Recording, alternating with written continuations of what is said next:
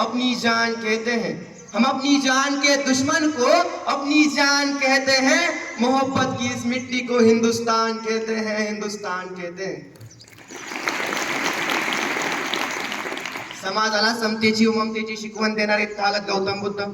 आम्हा घरी धन शब्दांची रत्ने, शब्दांची शस्त्र यत्न करू, शब्दाची आमच्या जीवाचे जीवन, शब्द वाटू धन जन लोका। अशा प्रकारे विद्रोही वृत्तीची अभंग लिहून समाज प्रबोधन केले ते संत शिरोमणी जगद्गुरु श्री संत तुकाराम महाराज।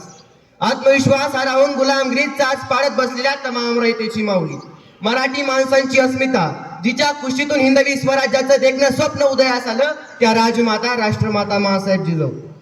अखंड हिंदुस्थानाचे आराध्य दैवत व स्फूर्तिस्थान श्रीमंत श्रीमंत श्रीमंत विश्ववंदनीय छत्रपती शिवाजी महाराज, ज्यांच्या नावाशिवाय भारताचा इतिहास पूर्ण होत नाही असे थोर विचारवंत, भारतरत्न विश्वरत्न विश्ववंदनीय डॉक्टर बाबासाहेब आंबेडकर, संत नामदेव, संत कबीर, संत रविदास, संत सेना महाराज, संत गाडगे महाराज, संत तुकडोजी महाराज, राजमाता अहिल्याबाई होळकर, क्रांतिज्योती सावित्रीबाई फुले, त्यागमूर्ती रमाबाई आंबेडकर, बेगम हजरत महल, भारताच्या पहिल्या धर्मचिकित्सक मुक्ता साळवे, या तमाम मानवतावादी महापुरुषांना, वीरांगणांना, बहुजनवादी महामानवांना मी अभिनव कुळे आपल्या सर्वांच्या प्रचंड टाळ्यांच्या गजरात नमन करतो, अभिवादन करतो, मुजरा करतो।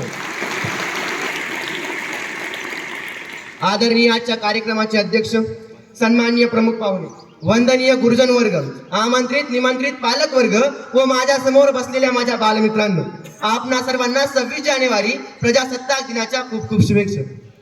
मित्रांनो, भारताला स्वातंत्र्य 15 ऑगस्ट 1947 या मंगळदिनी मिळाले असले तरी देशाचा राज्यकारभार व्यवस्थितपणे चालावा यासाठी घटना समिती नेमली गेली। डॉक्टर राजेंद्र प्रसाद घटना समितीचे अध्यक्ष व डॉक्टर बाबासाहेब आंबेडकर घटनेच्या मसुदा समितीचे अध्यक्ष।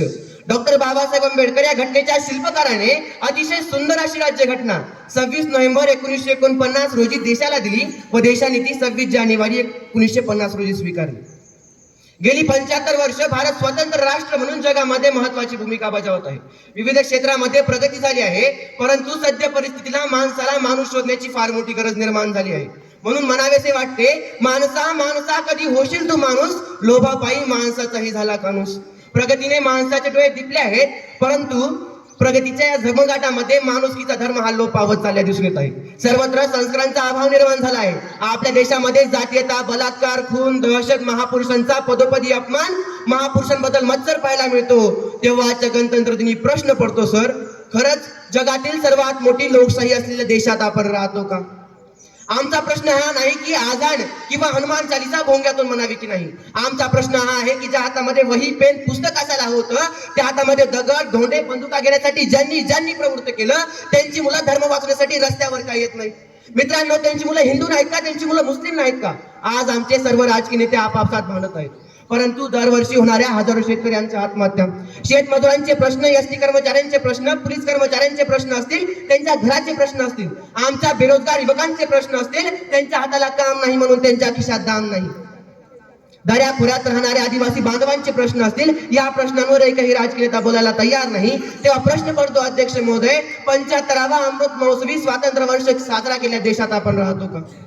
1947 ला स्वातंत्र्य झालेल्या भारत देशाला आज 75वा अमृत महोत्सवी स्वातंत्र्य वर्ष साजरा करत असताना, हर घर तिरंगा ही मोहीम राबवत असताना संविधानिक पदावर असलेल्या उच्चपदस्थ व्यक्तींकडून महापुरुषांबद्दल अवमानकारक, अपमानकारक, टिंगलटवाळी करणाऱ्या न्यूज याने वर्तमानपत्राचे रकाने भरून येतात। तेव्हा आजच्या गणतंत्र दिनी प्रश्न पडतो, सर, खरंच लोकशाहीचा अर्थ आम्हाला समजला का? सर्व महापुरुषांनी समाजासाठी, अन्यायाविरुद्ध लढण्यासाठी आत्मात कष्ट केले, संघर्ष केले। डॉक्टर बाबासाहेब आंबेडकर, महात्मा ज्योतिबा फुले, सावित्रीबाई फुले, कर्मवीर भाऊराव पाटील, स्वातंत्र्यवीर सावरकर, या सर्व महापुरुषांचे जीवन चरित्र अत्यंत प्रेरणादायी व दिव्य आहे। छत्रपती शिवरायांचं जीवन चरित्र तर अवघ्या जगाला प्रेरणादायी ठरलं असं आहे। जातीपातीच्या निर्मूलनाचा उपदेश आपल्या अभंगातून देणारे संत श्री तुकाराम महाराज, ग्राम विकासाचे धडे देणारे गाडगे महाराज, प्रेमाचा आणि अहिंसेचा उपदेश देणारे भगवान महावीर, प्रज्ञाशील आणि करुणेचा उपदेश देणारे गौतम बुद्ध, शिका, संघटित आणि संघर्ष करा हा महाउपदेश देणारे डॉक्टर बाबासाहेब आंबेडकर आपल्याला फक्त 26 जानेवारी 15 ऑगस्ट जयंती आणि पुण्यतिथी लाडवतात। त्यांच्या नावाने वेगवेगळे पक्ष काढून त्यांच्या विचाराला आपण संपवतो का, हा प्रश्न निर्माण होतो। आणि तेव्हा प्रश्न पडतो, सर, खरंच महापुरुष आम्हाला समजले का? मित्रांनो, मी काल परवा एक कविता वाचली, कविता खूप सुंदर होती।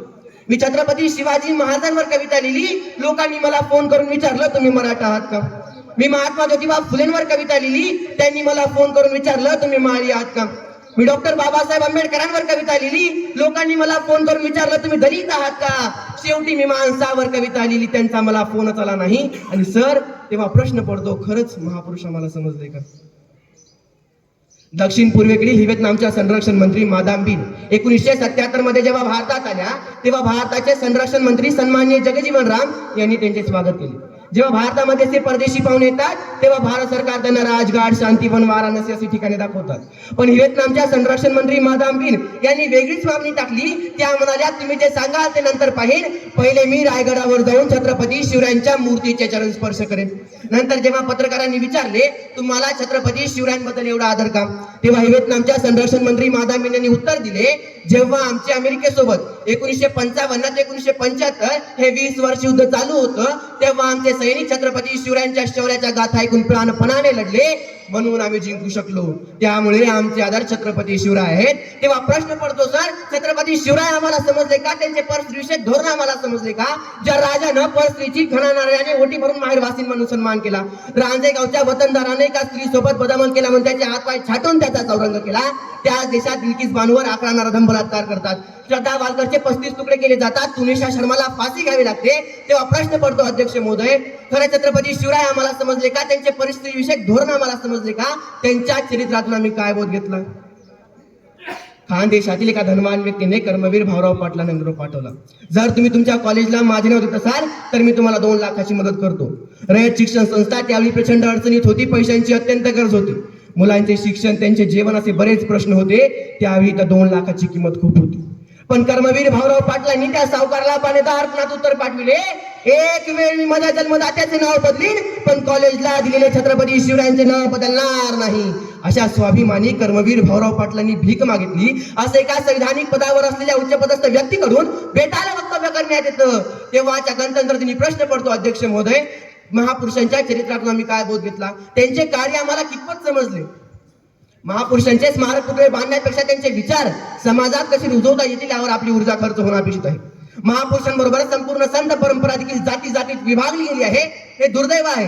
सर्व महापुरुषांबद्दल समाजात काही गैरसमज पसरवले गेले आहेत, किंबहुना राजकीय फायद्यासाठी काही विकृत लोकांनी हे जाणून बुजून पसरवले आहेत. यातून अवमान, विटंबना, जातीय दंगली या समाजात होत असतात. येणाऱ्या काळात देशातील प्रत्येक नागरिकाने आपला राजकीय स्वार्थ, पक्ष, विचारधारा बाजूला ठेवून महापुरुषांचा वैचारिक वारसा जोपासून तो वाढवण्याची गरज आहे. हीच महापुरुषांना आपली खरी श्रद्धांजली ठरेल, आदरांजली ठरेल. प्रजासत्ताक दिनाच्या निमित्ताने आज जर खऱ्या अर्थाने जनतेचे राज्य असेल तर अन्न, वस्त्र, निवारा व आर्थिक फायद्याची सर्व साधने जनतेच्या सर्व स्तरांपर्यंत समान पद्धतीने पोहोचणे गरजेचे आहे. या निमित्ताने मी देशातील राज्यकर्त्यांना, उद्योगपतींना, समाजसुधारकांना, विचारवंतांना सांगू इच्छितो, बंकिमचंद्र चटर्जी वंदे मातरम मध्ये म्हणतात त्याप्रमाणे आपला भारत देश सुजलाम सुफलाम असेल, येथील प्रत्येक व्यक्ती सुखी समाधानी असेल. क्रांतिकारकांचे स्वप्न पूर्ण करण्यासाठी तुम्ही आम्ही आपण सर्वजण प्रयत्न करूया. मग साऱ्या जगाला अभिमानाने सांगूया, सारे जहां से अच्छा हिंदुस्तान हमारा, सारे जहां से अच्छा हिंदुस्तान हमारा, हम बुलबुले हैं इसकी, ये गुलिस्तान हमारा, ये गुलिस्तान हमारा.